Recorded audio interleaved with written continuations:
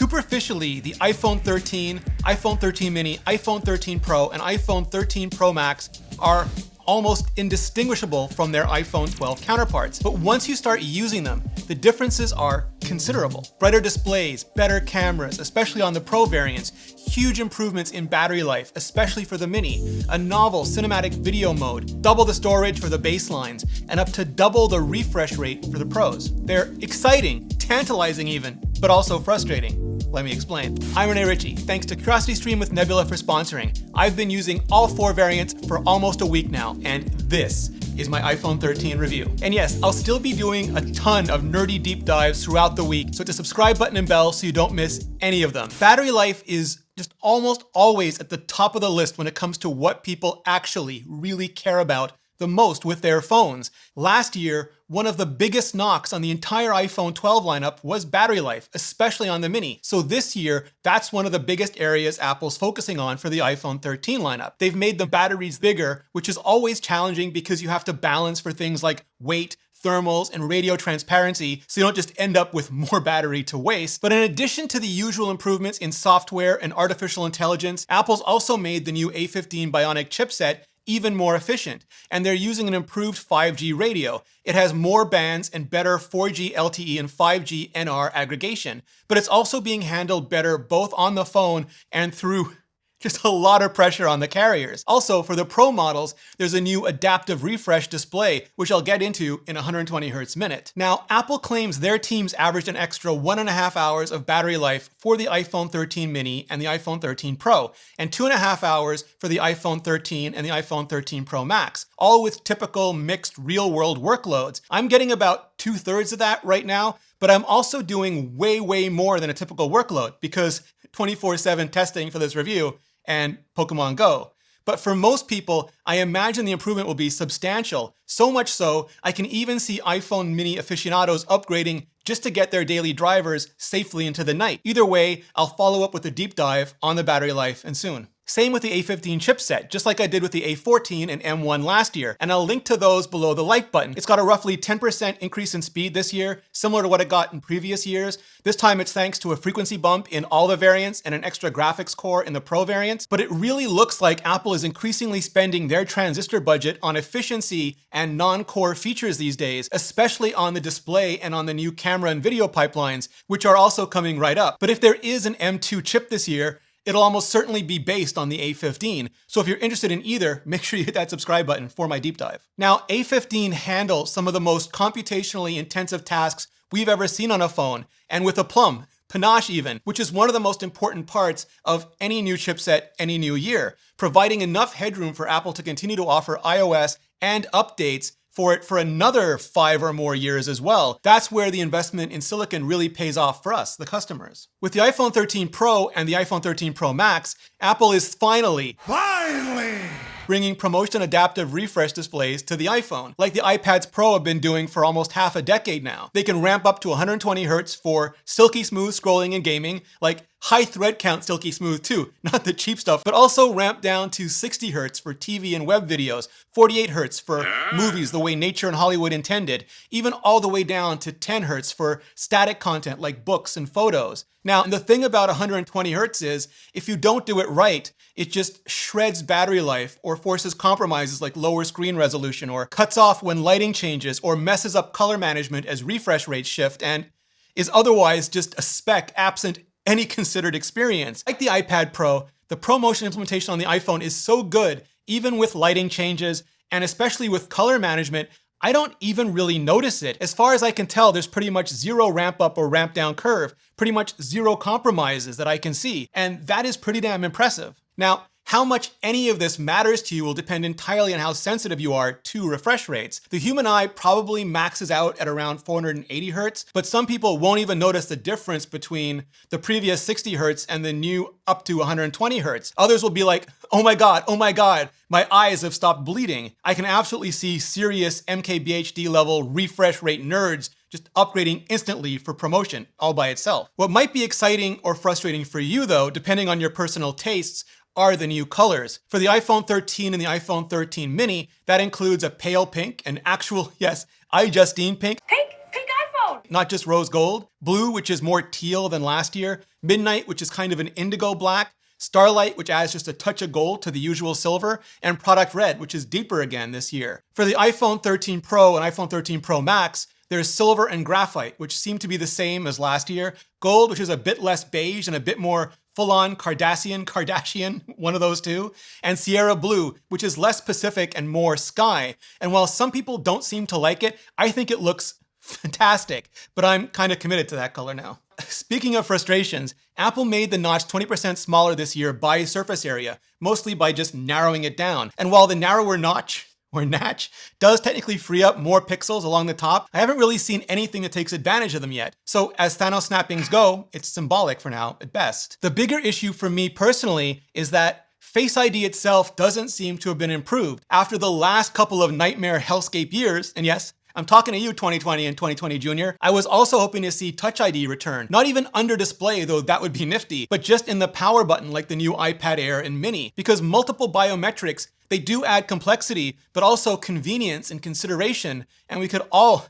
just use a bit more of that right now. And not to beat a dead horse until it's fully undead, like Lich King Nightmare Steed undead, but the amount of data we can now capture on iPhones is ridiculous, and it's only set to become even more ridiculous with ProRes 422, which I'll talk about more in a follow-up video when Apple ships it. But it's gonna let you record and edit in Apple's high-fidelity video codec, super high fidelity, but also super high bitrate. And that really makes me wish Apple had reevaluated the whole entire Lightning port situation this year. And I totally get that most mainstream customers have a ton of Lightning accessories, and if you try to make them change it, they'll cut you. But just the idea of moving all of that video, all of that ProRes, those gigs and gigs of 10-bit HDR ProRes video over Lightning or AirDrop fills me with deadline-destroying dread. The iPhone 13 and iPhone 13 mini could go either way at this point. There are arguments to be made for both, but the iPhone 13 Pro and the iPhone 13 Pro Max, like the iPad Pro, like every single modern Mac, I just really want it to have Thunderbolt. I mean, if Pro is on the box, Thunderbolt or USB-C 4 should be in the port. And maybe Apple will have more to say and show when ProRes ships, but I'm old school, I'm Matrix, I'm Galactica. For my most mission-critical data, I want my hardline. I use Thunderbolt for my 10-bit Canon video. I want to be able to use it for my 10-bit Apple video as well. Also, Apple's going all the way up to 3x this year for the telephoto on the iPhone 13 Pro and the iPhone 13 Pro Max. And I think it's great that Apple really wants to improve the zoom this year because, as I've complained over and over again for the last few years and reviews, zoom is just one of those few areas of traditional photography that Apple still hasn't really addressed. Not with a massive megapixel camera binned down for normal use or a dedicated periscope zoom for full-on creep mode. And I'd still love to see them go there eventually for bird peepers, cityscapers, and proud sports ball parents alike. But for all that, Apple has made the iPhone 13 cameras better and bigger across the board, starting with the iPhone 13 and the iPhone 13 mini, which had their layouts shifted diagonally just to fit that new camera, that new wide-angle camera in there. It's still f1.6 and 26mm equivalent, but it's got a bigger 1.7 micron pixel sensor now, which means it can gulp down 47% more light for brighter, cleaner photos. And it's got the sensor shift system, which is what Apple calls IBIS, or in-body image stabilization, for crisper photos and steadier video. Last year, that was exclusive to the iPhone 12 Pro Max wide angle, but this year it's on every iPhone 13 wide angle. Pros, not pros, all of them. There's also a new ultra wide angle, still f2.4 and 13mm equivalent, and still no autofocus, but it's faster now, which Apple says will make for better detail in dark areas and shadows. For the iPhone 13 Pro and iPhone 13 Pro Max, the new wide angle is slightly faster, going from f1.6 to f1.5, but still 26mm equivalent, and it has a way bigger sensor with a whopping 1.9 micron pixel size for a 49% increase in light intake over the previous Max and a 120% increase over the previous Pro, if I got my math right.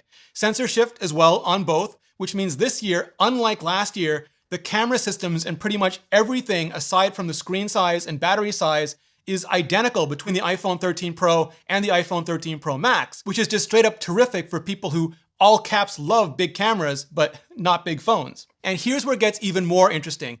On the Pro variant, the ultra wide angle has rocketed from f2.4 to f1.8, and it's still 13mm equivalent, so it's drinking in 92% more light. But it's also gotten focus pixels now, which is Apple's name for phase detect autofocus. and that means it can double as a macro lens with a 2 cm minimum focus distance, which is something I've been hoping the iPhone would get for a good long, or I guess a good close while now. It works exactly the same for videos, though I couldn't get quite as close as I could for stills, and delightfully for slow-mo videos, which I just love. What's really messing with my mind though is the telephoto. It's slowed down from f2.0 and f2.2 on the previous Pro and Max to f2.8 on the 13 Pro and Max, but it's also gone from a 52mm equivalent on the previous Pro and a 65mm equivalent on the previous Max to a 77mm equivalent on both the 13 Pro and Max. And that also changes it from a 2x or 2.5x punch-in to a 3x punch-in.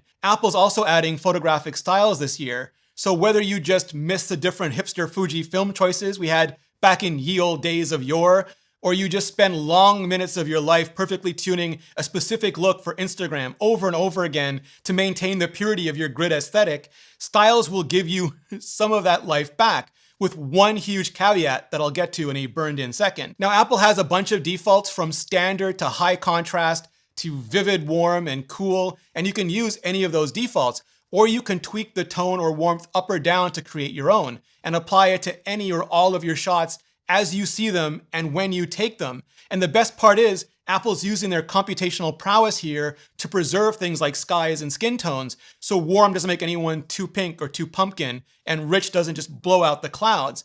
But there is that big caveat. Styles aren't filters. They're not treated as After Effects that you can add, remove, edit, and tweak at any time. They are not non-destructive. They're being treated like actual film stock, in other words, burned in, which I'm not crazy about, especially because it's unlike anything else in the camera pipeline, from portrait mode and lighting to just the regular filters. I need me my safety net, but I've made a styles version of my usual boosted, crushed teal and orange vibe, or as close to it as I can, and I'll be posting with it on Instagram for a while, so check it out and let me know what you think. Now, the headline feature on both the iPhone 13 and Pro variants this year just has to be cinematic video, and it's tempting to think of it as portrait mode video, aka blurry bokeh background video, but Apple's trying something even more ambitious and audacious here: automatic focus pulling, like rack focus. And Apple says they studied just a ton of cinematography to train this system, and you can see a lot of the classic elements at play, especially with eye lines. Cinematic video will latch on to the closest set of eyes it can, and if and when those turn away, it'll rack focus over the next closest set, and if the closer set turns back, it'll rack focus back, at least in principle. Same thing for eyes coming in and out of frame, or losing eyes completely and rack focusing onto objects. Now, you can also do it manually anytime, because it's not perfect all the time, and no machine learning system this side of Rise of the Machines will ever beat a human for truly creative, artistic, in-the-moment shot selections. And the segmentation masking is really good, but there's still some softness around things like ears. Best of all about it, the depth and focus data is all recorded along with the video, so you can go back and change the focus or depth in post, whether that's because the system got it wrong, or you changed your mind, or if the bokeh wasn't perfect and you want to ease back on it to compensate, or, just completely obliterate out that person who walked through the frame that you never liked. That said, even with the A15, cinematic video is still limited to 1080p 30.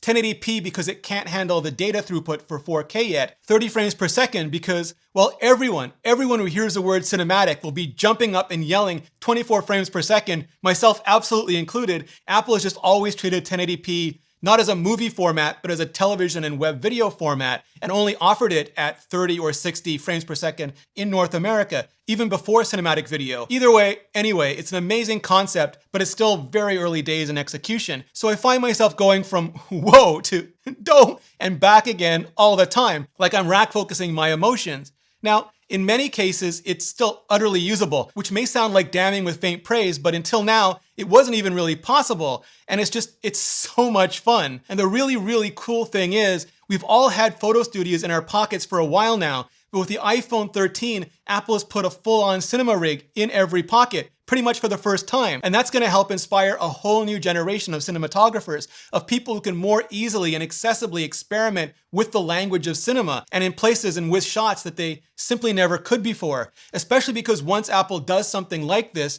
it tends to trigger everyone else doing it, or the ones already doing something like it, to promote and push it even further. And then in a couple or a few years, it's everywhere. And I can't freaking wait to see what this means for people growing up on YouTube and TikTok, just rack focusing all the trends. Here's the bottom line when it comes to upgrades. Typical iPhone cycles these days are between 3 and 5 years. So for anyone still on an iPhone 8 or 10 or earlier, even a 10s, the sum total of new and improved features across the iPhone 13 line, but especially for the Pro variants, will be compelling, just a huge upgrade. If you're on an iPhone 11 or iPhone 12, then it really comes down to two things. One is the camera, arguably the biggest camera update ever, if that's critically important to you.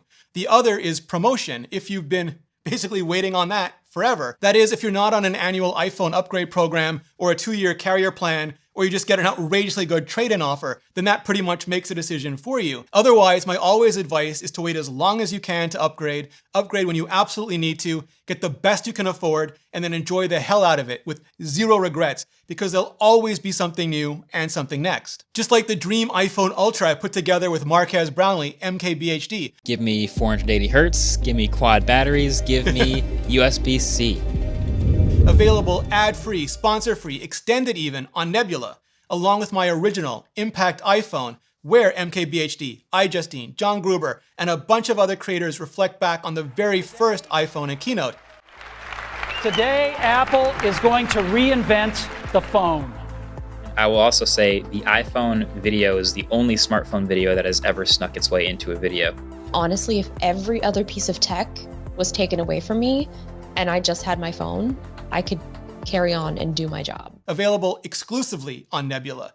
And it's not just my videos or MKBHDs, it's iPhone Doe, Georgia Dow, Jordan Harrod, Low Spec Gamer, Jenny Ma, Ali Abdal, Tech Alter, and so many more, all ad-free, sponsor-free, and often extended on Nebula, and bundled in for free when you sign up with today's sponsor at curiositystream.com/Ritchie or click the link below. And right now, because you're watching this video, you can get CuriosityStream for 26% off, less than $15 a year, less than the price of an average iPhone dongle for a whole entire year. And that includes their thousands of amazing documentaries and series, like this one with biologist Tom Hunt, where he goes in search of people with genuine, real-life superpowers that push the known limits of the human mind and body. So to support educational creators directly, and for just the best damn deal in streaming today, over 26% off CuriosityStream, less than $15 a year, and Nebula bundled in for free, just click that button on the screen or go to curiositystream.com/Ritchie. Clicking that button really helps out this channel,